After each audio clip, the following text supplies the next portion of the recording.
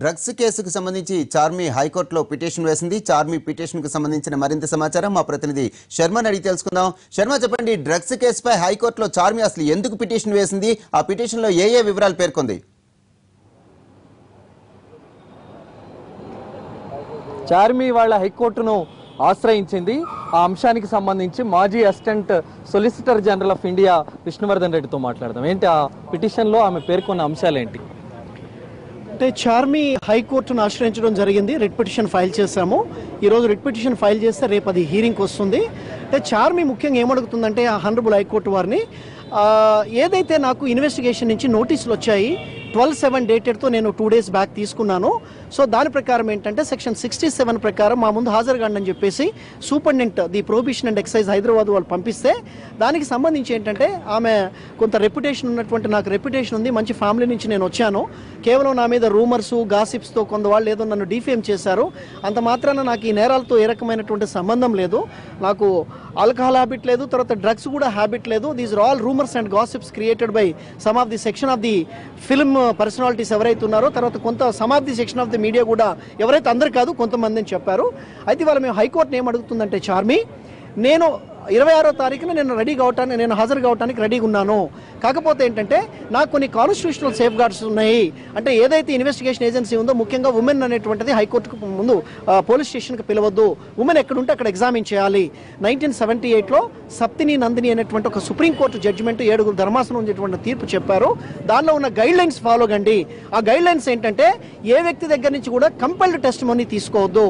Blood కానివ్వండి, hair కానివ్వండి, తర్వాత నెయిల్ కానివ్వండి, నా కన్సెంట్ లేకుండా, కొంత మీడియాలో నేను చూస్తున్నాను కొంతమందికి ఫిలిం పర్సనాలిటీస్ని పిలిచి బలవంతంగా తీసుకున్నట్లుగా మీడియా రిపోర్ట్ చేస్తుంది. కొన్ని చోట్ల వాళ్ళని భయానా నయానా అన్నట్టుగా ఉంది. కాబట్టి నేను ఒక అన్మ్యారీడ్ ఉమెన్ని, నాకు రెప్యుటేషన్ ఉంది, రేపు నాకు ఏదైనా జరిగితే రేపు నా లైఫ్ స్పాయిల్ అవుతుంది, ఫ్యూచర్ స్పాయిల్ అవుతుంది, నేను ఒక ప్రూవ్డ్ యాక్ట్రెస్ని అని చెప్పేసి రిలీఫ్ అంటే 26 నాడు వస్తున్నారా?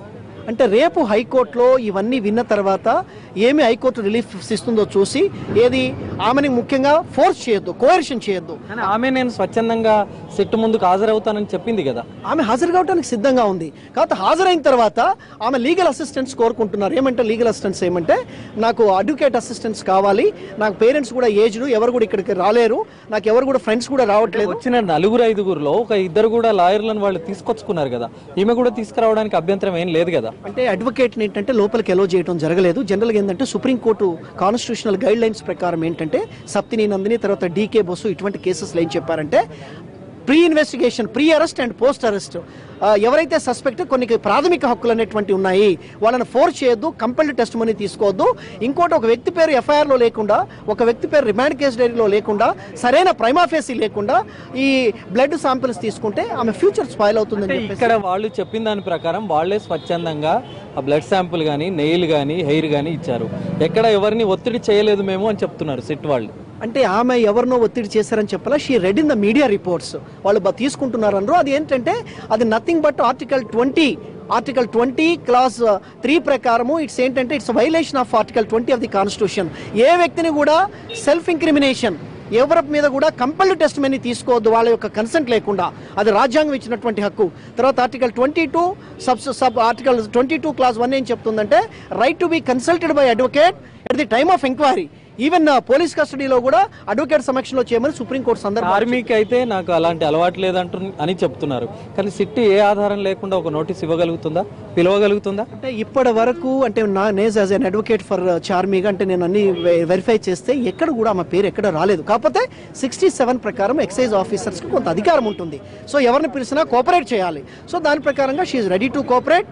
అంతేగాని ఏమో ఆమె పూర్తిగా దీనికి సంబంధం లేదు. కానీ ఆమెకి ఏంటంటే కొన్ని కాన్స్టిట్యూషనల్ సేఫ్ గార్డ్స్ ఉన్నాయి కాబట్టి రేపు ఏమన్నా భయానా పోలీసు ఫోర్స్ తోటి ఏమన్నా తీసుకుంటారేమో, ఆమెకి ఎగెనెస్ట్ గా తీసుకొని ఆమె యొక్క ఫీచర్ స్పాయిల్ అవుతుందని చెప్పి కెల్విన్ ముఠాతో సంబంధాలు ఉన్నాయన్న విషయం బయటకు వచ్చింది. దానితోటే ఆమెకు మేము నోటీస్ ఇచ్చామనేటువంటి విషయం వాళ్ళు చెప్తున్నారు. ఇంతవరకు చార్మి పేరు ఎక్కడ కూడా కెల్విన్ యొక్క కన్ఫెషన్ స్టేట్మెంట్స్ కానివ్వండి, రిమాండ్ కేసు డైరీలో ఎక్కడ కూడా ఆమె పేరు లేదు. చూశారా కెల్విన్? నేను వెరిఫై చేశాను with the advocate who is appearing for వాళ్ళు కూడా చెప్పారు, ఎవరైతే ఆ కేసు డీల్ చేస్తున్నారో ఈమె పేరు ఎక్కడ కూడా సర్ఫేస్ ఏమని ఉంది దాంట్లో అది కెల్విన్ అనేటువంటి ఆయన మీద ఎలిగేషన్స్ ఉన్నాయి. దానికి నేను I'm not suppose to talk against kelvin. అది ఏందనేటువంటిది అడ్వకేట్ విల్ లుక్ ఆఫ్టర్. ఈ 12 మందికి సంబంధం లేకుండానే ఆ కన్ఫెషన్ రిపోర్ట్ లో, కెల్విన్ కన్ఫెషన్ రిపోర్ట్ లో 12 మందికి సంబంధం జనరల్గా ఏంటంటే ఒక ఇన్వెస్టిగేషన్ ఆఫీసర్కి కొన్ని పవర్స్ ఉంటాయి. జనరల్గా ఏదైనా సమాచారం in the course of investigation ఏదైనా కలెక్ట్ చేసినట్లయితే ఆ సందర్భంలో పిలవచ్చు.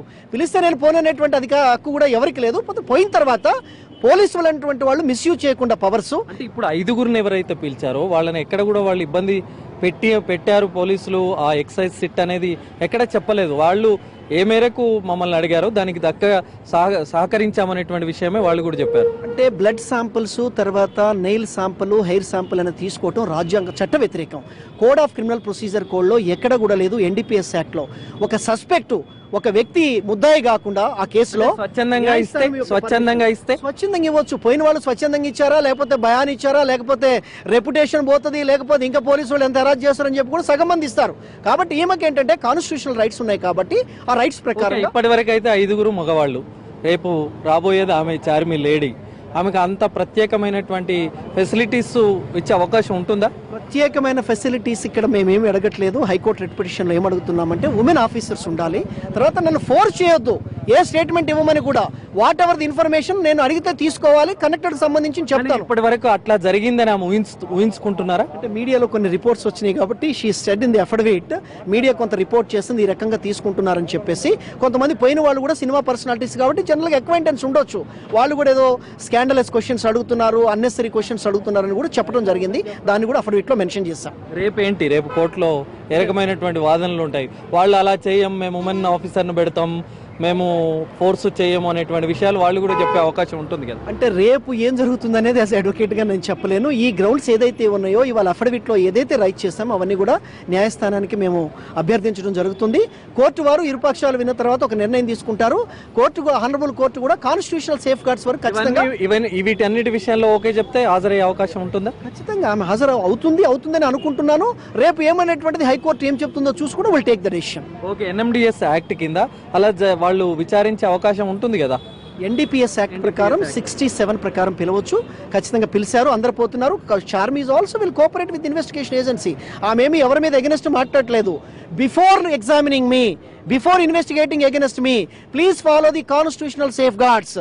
ఇప్పుడు ఒక సస్పెక్ట్ మా పేర్లు లేవు, ఎఫ్ఐఆర్ లో మేము ఏం లేము, మా దగ్గర సీనియర్ లాయర్ గా ఇదంతా చూస్తున్నారు, ఏమనిపిస్తుంది? దర్యాప్తు సక్రమంగానే జరుగుతుందా, లేకుంటే కొంతమంది రామ్ గోపాల్ వర్మ లాంటి వాళ్ళు ఇదేదో పబ్లిసిటీ కోసం ఇదంతా చేస్తున్నారు తప్ప దీనివల్ల ఉపయోగం ఏం లేదు అంటారు? సీనియర్ లాయర్గా మీరేమంటారు? అంటే జనరల్గా ఏంటంటే ఒక వ్యక్తి మీద ప్రైమా ఫేసి కేసు ఉన్నప్పుడు మాత్రమే కేసు నిలబడుతుంది.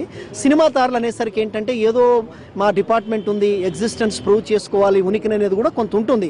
కాకపోతే ఏంటంటే ఇర్రెస్పెక్టివ్ ఆఫ్ స్టేటస్ వాళ్ళ మీద ప్రైమా ఫేసి ఎలిగేషన్స్ ఉండి ఇంక్రిమినేటింగ్ మెటీరియల్ ఉంటేనే ప్రాసిక్యూట్ చేయాలి. కెల్విన్ ముఠా నుంచి ఆ సమాధానం రాబట్టి ఉండొచ్చు కదా. అంటే కెల్విన్ ముఠా అనేటువంటి వాళ్ళు కూడా ఇప్పటి వరకు ఎక్కడ వీళ్ళ పేర్లు ఎవరికి కూడా లేవు. రేపు చూద్దాం, will see what they will submit to the court అనేటువంటిది. రేపు will wait for adjudication by the honourable high court.